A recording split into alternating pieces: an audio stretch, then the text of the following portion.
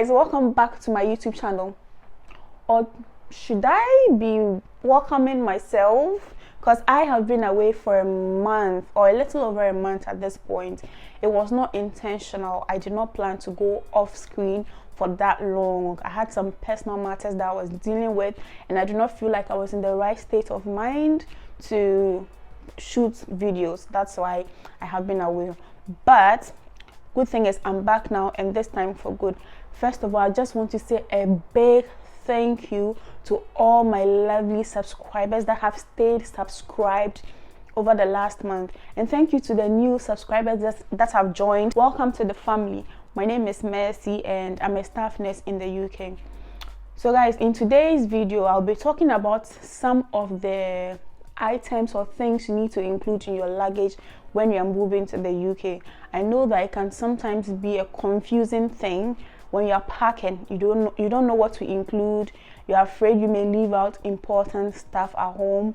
So in this video I'll be talking about some of the major things that you have to include in your luggage and some of the things that you should consider bringing, basically. So save this video if you are nearing that step in your registration, or watch this video if you are at that step of the registration to know what you have to bring. So the very first and most important thing on my list are the documents, especially the documents that you used in your NMCUK registration process. Get a very clean file and waterproof file preferably, and put those in there and close it and put it in your luggage. Okay, that should be the very first thing you should be considering packing, because those documents are very important. Remember that when you're relocating, you are not completely done with your NMC registration process. You are still going to come here to continue, and those documents are what you will need in your registration process. And during your OSCE, they take all those documents and do their checks, so you have to bring all those documents. Okay, what I mean are your school certificates, okay, be it your degree, your diploma, your SSC certificate, or your junior high certificate, because you may want to advance in your education or in your career. You may want to go to school, and some schools may require those certificates from you. So do well to bring all your school certificates if you've got them. Then you want to bring your birth certificate, okay. Then you want to bring your NMC or your license, your NMC Ghana or Nigeria, your licensing certificate, okay. And then you want to bring some police clearance sets, okay. You need those ones as well to prove that you have good character and all that. Then you need to bring your achievement certificates, all the certificates that you mentioned in your CV that you've achieved. You need to bring those certificates just in case they want to see them too. Then you have to bring your yellow card or proof of vaccinations, okay. That is another important document that they'll be looking out for, or that they will require of you. If you don't have one, I think in the various regional health directorates, they have records of everything. You can grab yourself some, okay, or one. And then the last but like the most important thing I'll say is your passport and your visa, okay. Your passport or your visa. And you know, like when you get your visa, there are two papers in there. It talks about when you can come into the UK and all that. Those, your passport which has your visa in it, and those papers, those two papers, they should be on you at all times. In fact, I feel like all those documents should be in your hand luggage, okay, so that you hold on to them throughout your journey, because those are very important documents that you need. I personally kept them in my hand luggage, and they entered into the plane with me. I held on to it at all times, okay. So that is my very first thing on the list, your documents. And remember, as you're coming to the UK, you're coming to work and possibly advance your career. So your life in your country, or whatever advancement you thought you were going to do in your country, use that knowledge to gauge as to what they may require of you in the UK as well. So the second thing on my list are clothes or clothing. So depending on what month or what time of the year you are coming to the UK, we know that our weather is different from that of the UK.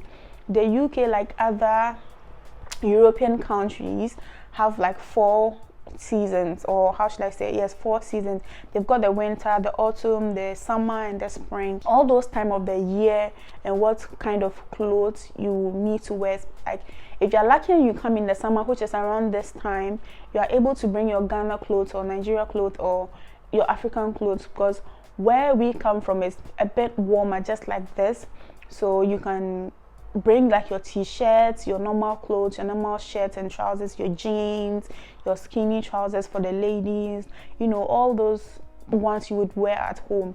But during the winter, where it's very cold, you need to bring some coats and some boots and some, you know, overalls, heavy clothing to be precise. And if you cannot get heavy clothing, you can layer them. You can wear your shirt, then you wear pullover or your sweater on there, and then, you know, you wear overall on top. That's anything to keep you warm. You can bring some scarf to keep around your neck. Sometimes your ears get very cold as well, so we've got these. They look like headphones, but they have wool on them to keep your ears warm.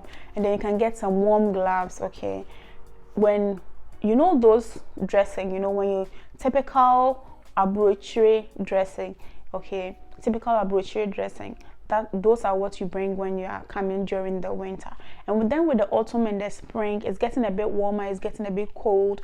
Those ones you can balance in between. It depends, maybe denim coats or sweaters or anything as such you can wear. Okay, so Google or find out what time of the year you're coming into the UK and what clothes are appropriate, or you can ask those of us who are already here to advise you on some of the clothing you should bring depending on what time of the year. Okay, so now the third thing on my list are food items or food ingredients, because sometimes when you are coming, you are worried that you may miss some of your favorite dishes back at home. So you may want to consider bringing some ingredients, and whenever you miss home or whenever you have those cravings, you can cook something for yourself. That's good. For me personally, I came with some instant noodles because for the first 1 week or 2, I didn't have enough money by then actually. So I ate a lot of instant noodles. I packed like a box of Indomie. So I was cooking Indomie to eat, and it really helped me. So Indomie alongside some of my dry fish. I bought some dry fish from home. So that was how I was cooking it, and it really helped me actually a lot until I was able to stand on my feet to actually go to the shops and buy something and cook proper food. So you may want to consider adding some Indomie or instant noodles to your luggage. Okay, another thing you need to include is pepper.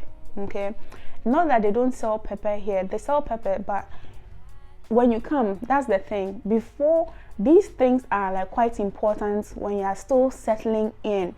Okay, when you don't know where, we've got Afro-Caribbean shops where like they sell, you know, things that we are used to back at home, like yam, cassava, plantain, and all those things. We've got some in there, but when you first arrive and you're still familiarizing yourself with the environment that you find yourself in, you may not know where these things are. So these food items that I'm talking about will be beneficial when you first arrive, like for the first few weeks. Bring powdered pepper, hot pepper. Over here, I find that when they say something is spicy hot, it's not really spicy hot. It doesn't do anything. You not do. It doesn't do. No, you just. Then that's it. There's no to it. So if you want in the pepper, bring your spicy pepper from the house, okay? And then some spices. Some of the spices that we have at home. I don't even know how to mention them. Rentia, and all those ones. You know, prekese. You know, like all those things. Bring a little bit of those, okay? Because you miss that taste that your food has. Like when you cook light soup, that particular taste that it has, you will miss it. So bring those, a little bit of those ones as well. Okay. Then for those of us from the northern region, some dawa dawa. I brought dawa dawa. Don't arrest you Bring more money. They will not arrest you at the airport because you have more money or the wadawa in your bag. Bring the wadawa, bring more money. Bring KKZ, please, or suya powder. Bring it. I said bring it.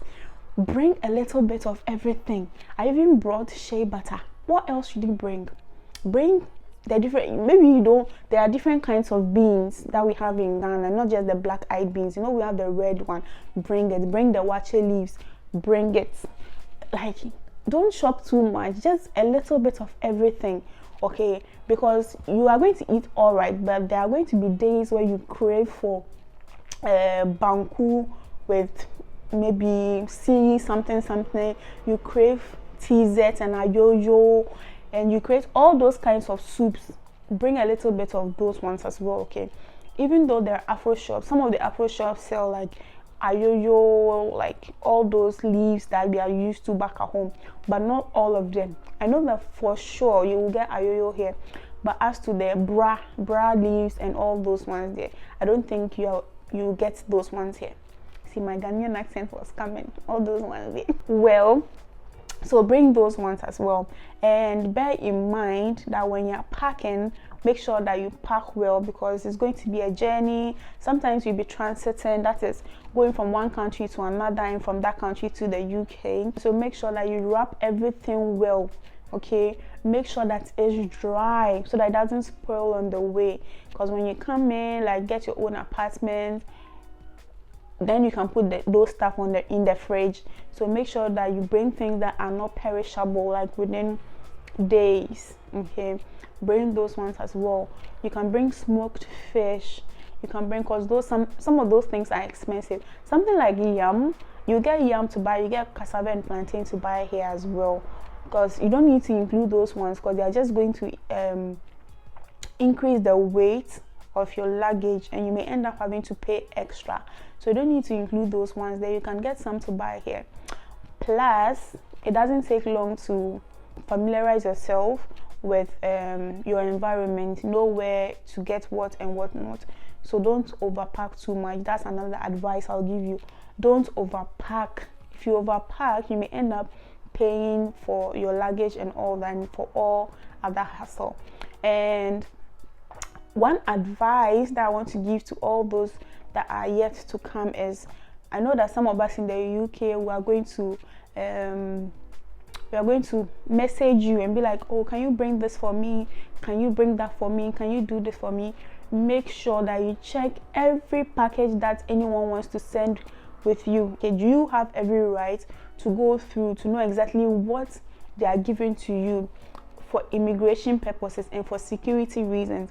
Make sure that you go through all those things before you include them in your luggage. And also make sure that you've already packed what you need to pack. If there is space, then you can agree to take those things to bring along for them, okay? And now to some bonus tips that I want to give you. Make sure that you check in online before you go to the airport on your D-Day of travel. It makes it easier for you.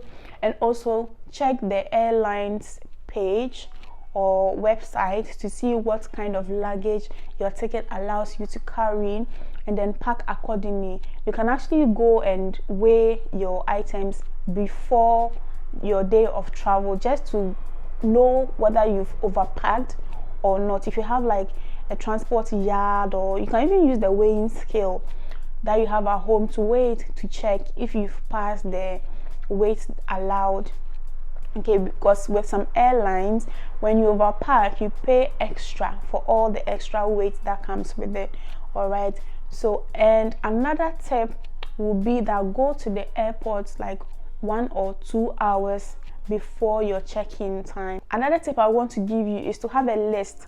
Right now, when you are not pressed, or you are not stressed, or you're not anxious about your trip, have a list. Get a book and a pen and write a list of things that you want to take along with you. Okay, so that when it's time to pack, you are just taking them off your list. That way you don't forget things, because sometimes you put it in your mind that, oh, I think I'm going to pack this, and then when you're packing, it slips your mind. So I advise you to have a book, write down a list of some of the things that you want to bring along with you, and check them off while you're doing your packing. Another tip I want to give you is, with the bags that you buy, make sure that you know the weight of the bag, like the empty bag. Sometimes they write it on the bag. When you're going to buy a bag, don't just look at the size, look at the weight. They write how much the empty bag weighs, because you need those extra weights to do your packing. So check the weights that comes with your bag, and then buy the bag with the least amount of weight.